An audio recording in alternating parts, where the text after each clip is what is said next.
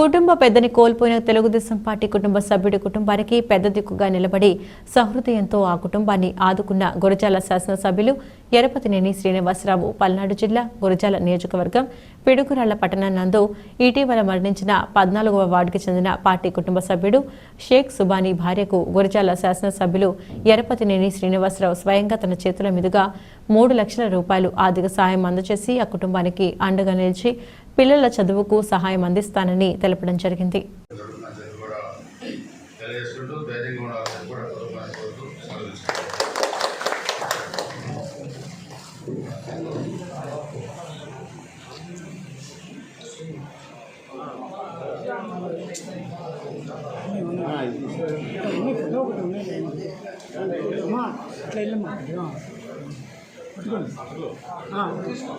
చూడండి అమ్మమ్మ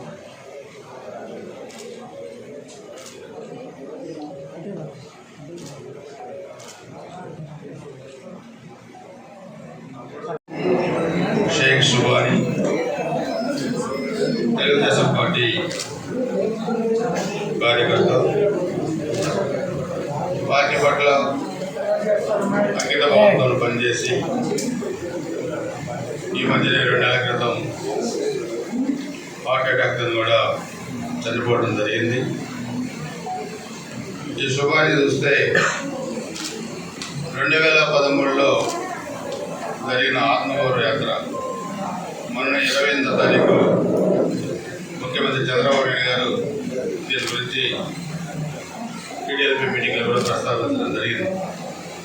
ఆ రోజున్న ప్రత్యేకమైన పరిస్థితుల్లో మన నియోజకవర్గానికి మనం తీసుకురావడమే కాకుండా మన గుంటూరు జిల్లా కానీ మన కృష్ణా జిల్లా కూడా మనం ఆ యాత్రకి మొత్తం ఇన్ఛార్జిగా ఉండి దాదాపు 200-300 మంది మనం వాలంటీర్స్ని కూడా తీసుకెళ్ళి ఆ తాకట్టు నుంచి విడిపించడానికి, అదేవిధంగా తెలుగుదేశం పార్టీకి ఒక అంకిత భావంతో పనిచేసిన ఒక కార్యకర్తని ఆదుకోవడానికి గురజాల నియోజకవర్గం తెలుగుదేశం పార్టీ తరఫున సుబానీ భార్య ఫాతిమాకి 3 లక్షల రూపాయలు ఆర్థిక సహాయం తెలియజేస్తున్నాను.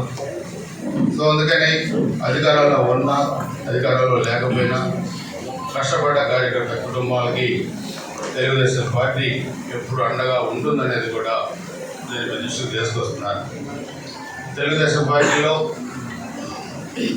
మనకి ఎన్టీఆర్ ట్రస్ట్ ద్వారా అనేక సేవా కార్యక్రమాలు చేస్తూ ఉన్నారు. అదేవిధంగా చనిపోయిన కార్యకర్త కుటుంబానికి కూడా యాక్షన్లో చనిపోతే 2 లక్షల రూపాయలు ఇస్తున్నారు. అక్కడ బసవతారకం క్యాన్సర్ హాస్పిటల్ ఉంది. నేను అడుగుతున్నాను, ఒక పార్టీ, ఒక రాజకీయ పార్టీకి సేవా కార్యక్రమాలు చేసే ఇన్ని ట్రస్టులు అన్నీ కూడా ఉన్నాయి, కానీ వైసీపీకి పార్టీకి ఉన్నాయని అడుగుతున్నాను. చనిపోయిన కార్యకర్త కుటుంబానికి జగన్మోహన్ రెడ్డి ఎప్పుడైనా ఆర్థిక సహాయం చేశారని అడుగుతున్నాను. నేను గత స్థానిక నాయకులు ఆర్థిక సహాయం చేశారని అడుగుతున్నాను. విమర్శలు చేయడం కాదు, మానవతా దృక్పథంతో కనీసం ప్రజలను ఆదుకోకపోతే మీ కార్యకర్తలు కూడా